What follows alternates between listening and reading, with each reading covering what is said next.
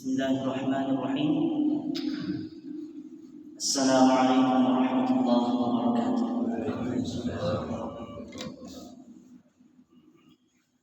Alhamdulillahirabbil alamin alladzi ja'alana min 'ibadihi al-muslimin wa manna 'alaina wa akramana faj'alana min ummati sayyidil awwalin wal akhirin. Allahumma salli wa sallim wa barik ala sayyidina Muhammadin wa ala alihi wa sahbihi ajma'in. Rabbana zidna 'ilman warzuqna fahman wa 'amalan shalihan. Allahumma 'allimna ma yanfa'una wanfa'na bima 'allamtana warzuqna 'uluman tanfa'una fid din wad dunya wal akhirah wardudhu ilayna ila hajatina ilayhi wa la tunsinahu abadan ya rabbal alamin. Allahumma ya mu'allima Adam 'allimna wa ya fahima Sulaiman fahimna. Allahumma arzuqna al-ikhlasa fi kulli 'amal wa sidqa fi kulli qawl innaka waliyyu dzalika wal qadiru 'alayhi. Amma ba'd. Rabbana iftah bainana wa baina qaumina bil haqq wa anta khairul fatihin. Hadirin jamaah salat fardhu subuh yang dirahmati Allah Subhanahu wa taala. Sedikit saya mengambil waktunya, waktu kita setelah salat subuh untuk sedikit kita bertadabbur, sedikit kita berintrospeksi bahwasanya salah satu metode Al-Quran dalam mengajarkan umat adalah dengan memerintahkan kita mengingat nikmat-nikmat yang Allah berikan di masa lalu. Salah satunya setelah Nabi Muhammad SAW berhijrah, turun ayat wa idh yamkuru bikal ladzina kafaru liyuthbituk aw yaqtuluka aw yukhrijuk wa yamkuruna wa yamkuru Allah wallahu khairul makirin. Setelah Nabi berhijrah, Allah memerintahkan Nabi Muhammad SAW untuk mengingat. Ingatlah wahai Muhammad, ketika dahulu sebelum engkau berangkat berhijrah, orang-orang kafir membuat makar. Yang kuru bikal ladzina kafaru, orang-orang kafir membuat makar. Liyuthbituk, untuk menahanmu daripada dakwah. Au yaqtuluk, atau bahkan membunuhmu. Au yukhrijuk, atau bahkan mengusir dari kota Mekah. Wa yamkuru Allah, orang kafir itu membuat makar, tapi makar Allah lebih besar lagi. Begitu juga Allah perintahkan untuk Bani Israel mengingat apa yang diberikan oleh Allah Subhanahu wa taala. Wa idz najjaynakum min ali fir'aun, ingatlah wahai Bani Israel ketika dahulu kami menyelamatkan kalian dari Fir'aun. Yasumunakum su'al azab, yang memberikan azab kepada kalian. Yuzabbihuna abna'akum wa yastahyuna nisa'akum, anak laki-laki disembelih dan dibiarkan anak perempuan tetap hidup. Maka hari ini hadirin yang dirahmati Allah Subhanahu wa taala, sebagai pengingat bahwa Nabi Muhammad SAW berpuasa pada 10 Muharram yang dinamakan dengan Ashura. Ketika Nabi berangkat ke Madinah, ternyata orang Yahudi juga didapati berpuasa di 10 Muharram. Nabi bertanya, kenapa orang Yahudi Bani Israel berpuasa? Mereka mengatakan, hari inilah, hari 10 itulah di mana Allah menyelamatkan Bani Israel dan Nabi Musa dari kejaran Fir'aun. Nah, dari sini hari ini sebagai pengingat, hari ini adalah Tasu'a 9 Muharram. Besok adalah Ashura 10 Muharram. Nah, disunahkan untuk kita berpuasa di 10 Muharram setahun sebelum Rasulullah wafat.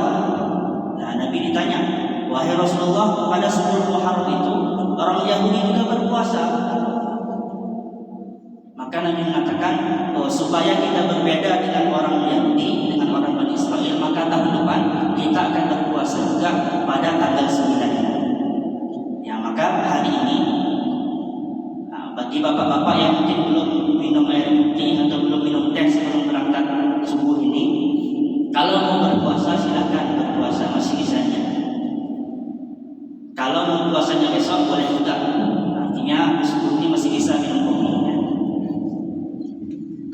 Baik, hadirin yang dirahmati Allah Subhanahu wa taala, yang ingin saya sampaikan pada subuh pagi yang berbahagia ini yang dirahmati Allah, ketika kita sekarang berada pada tahun 1445 Hijriah, artinya tahun lalu itu 1444. Coba kita ingat apa nikmat yang diberikan Allah Subhanahu wa taala kepada kita. Terkhusus lagi, coba kita ingat-ingat selama setahun yang lalu, bagaimana interaksi kita dengan Al-Quran. Nah, ini yang baru masuk ke tema. Kalau tadi mengingat untuk puasa saja, bagaimana interaksi kita dengan Al-Quran selama setahun yang lalu. Hemat saya, kalau kita ingin menjadikan kota kita tercinta ini, kota Takengon, menjadi kota yang berperadaban tinggi, menjadi kota yang maju, salah satu caranya adalah menjadikan kota kita ini adalah kota Qurani. Kota Qurani bermakna masyarakat umum kita memiliki interaksi yang sangat kuat dengan Al-Quran. Kalau kita lihat para sahabat, para tabi'in dahulu, kunci kesuksesan mereka membangun kota Madinah dan membuka kota-kota Islam yang besar di Baghdad, bahkan sampai ke Andalusia, itu adalah interaksi yang kuat dengan Al-Quran. Bagaimana Sayyidina Ali radhiyallahu anhu ketika beliau memiliki seorang budak, suatu hari budaknya itu berbuat salah, Sayyidina Ali hampir marah. Namun budaknya ini minta dibacakanlah Al-Quran, dibacakan salah satu sifat-sifat seorang yang beriman. Alladzina yunfiquna fis sarra'i wad dharra'i wal kadhimina al-ghayz. Salah satu sifat orang yang beriman adalah menahan amarah. Mendengar ayat itu, Sayyidina Ali mau marah tak jadi marah. Dengar ayat wal kadhimina al-ghayz, langsung di detik itu juga tanpa pikir panjang langsung tak jadi marah. Dilanjutkan lagi sama budaknya, wal 'afina 'anil nas, dan juga suka memaafkan. Jadi bukan hanya menahan amarah tapi juga memaafkan. Sayyidina Ali langsung detik itu juga memaafkan kesalahan budaknya. Tidak cukup di situ, dilanjutkan lagi, wallahu yuhibbul muhsinin. Sungguh Allah mencintai orang-orang yang berbuat baik. Sayyidina Ali mendengar itu, Allah mencintai orang-orang yang berbuat baik. Di detik itu juga hambanya tadi yang berbuat salah, yang harusnya ia marahi, malah langsung dimerdekakan. Itu salah satu bentuk contoh bagaimana interaksi para sahabat, para tabi'in, para ulama dengan Al-Quran. Itulah kunci mereka membangun kota Madinah, membuka kota-kota yang besar, mengalahkan Persia dan Romawi. Maka salah satu cara dan jalan kita untuk memajukan kota ini adalah menjadikan kota kita ini menjadi kota yang Qurani. Ada 3 tahapan dalam kita mempelajari Al-Quran. Yang pertama namanya qiraah, membaca, belajar satu-satu huruf Al-Quran. Bagaimana kha tetap kha, tebal kha. Bagaimana lam tetap tipis la. Bagaimana qaf tetap tebal qa. Ketika digabung tetap dengan sifat dan zatnya. Khalaqa, tidak berubah menjadi khalaqa, khalaqa. Itu masih tahapan yang pertama, membenarkan satu-satu huruf. Tahapan yang kedua namanya tartil, yaitu membaca Al-Quran dengan mungkin dengan tajwid dan mengetahui di mana tempat berhenti dan memulai. Yang ketiga namanya tilawah. Tilawah adalah bacaan yang terus diulang-ulang. Ada dua model tilawah. Yang pertama ta'abbudiyah, yaitu wirid kita per hari berapa halaman, berapa juz.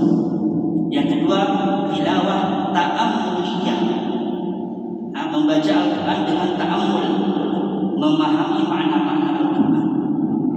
Dari ketiga tahapan tadi, kalau kita ukur masyarakat kita, bahkan kota kita sekarang masih di tahapan yang keberapa? Kalau kita lihat berita, tampaknya masih di tahapan yang pertama, qiraat, memperbaiki bacaan satu huruf satu huruf. Buktinya apa? Beberapa hari atau beberapa bulan yang lalu ketika kita membaca koran, nampak bahwa ketika akan ada tes baca Al-Quran untuk caleg, banyak yang mengundurkan diri. Artinya kita masih di tahapan yang pertama, qiraat. Maka bersama-sama kita berinteraksi dengan Al-Quran semakin kuat, sehingga suatu hari nanti tes untuk caleg kita itu bukan lagi membaca Al-Quran, tapi bagaimana tesnya itu memahami makna Al-Quran. Terakhir, hadirin yang dirahmati Allah Subhanahu wa taala, kalau interaksi kita dengan Al-Quran itu kuat, sebagai contoh tadi imam membacakan surat Al-Mu'minun, 11 ayat itu bercerita tentang sifat-sifat orang yang beriman. Hari ini saja, kalau interaksi kita dengan Al-Quran itu kuat, dengan mengamalkan 11 ayat yang dibacakan imam tadi, Takemon ini sudah akan menjadi kota yang maju. Yang pertama, sifat orang beriman, alladzina fi salatihim khashi'un, khusyuk dalam salatnya. Walladzina hum 'anil lagwi mu'ridun, terhadap hal-hal yang tidak berguna itu mereka berpaling. Ini yang kedua, ini adalah kunci untuk produktif. Artinya orang beriman itu hanya akan melakukan hal-hal yang bermanfaat dan produktif untuk dirinya dan untuk masyarakatnya. Wa 'anis zakati fa'ilun, membayar zakat sebagai pokok ekonomi daerah. Terus walladzina hum li furujihim hafizun, yang menjaga kemaluannya. Walladzina hum li amanatihim wa 'ahdihim ra'un, dengan amanahnya, dengan janjinya mereka menjaganya. Walladzina hum li salatihim hafizun, menjaga salatnya. Kalau 11 ayat ini saja diamalkan, interaksi kita dengan Al-Quran kuat seperti Sayyidina Ali tadi. Ulaika humul warithun, mereka adalah orang-orang yang akan mewarisi atau menempati al-firdaus, surga. Bukan hanya surga di akhirat nanti. Kalau kita amalkan 11 ayat tadi itu, di dunia pun, di kota kita ini pun akan berasa seperti surga. Maka hadirin yang dirahmati Allah Subhanahu wa taala, bersama-sama mulai dari sekarang semakin kita tingkatkan interaksi kita dengan Al-Quran. Kalau di tahun lalu kita cuma baca satu halaman misalnya, hari ini, tahun ini tingkatkan 2 halaman. Kalau di tahun lalu kita tidak baca Al-Quran, minimal di tahun ini tingkatkan 1 hari 1 ayat pun tidak apa-apa. Lagi duduk-duduk misalnya di warung kopi, nggak apa-apa, baca 1 ayat saja, baru minum kopi, baru ngobrol. Semoga Allah memberkati kita dan menjadikan kita menjadi ahli Al-Quran. Allahumma tsabbitna 'alal Qur'ani hatta nalqaka ya rabbal alamin. Ya Allah, sabitkanlah hati kami dengan Al-Quran sampai kami berjumpa denganmu ya Allah ya rabbal alamin. Saya tutup. Assalamualaikum warahmatullahi wabarakatuh.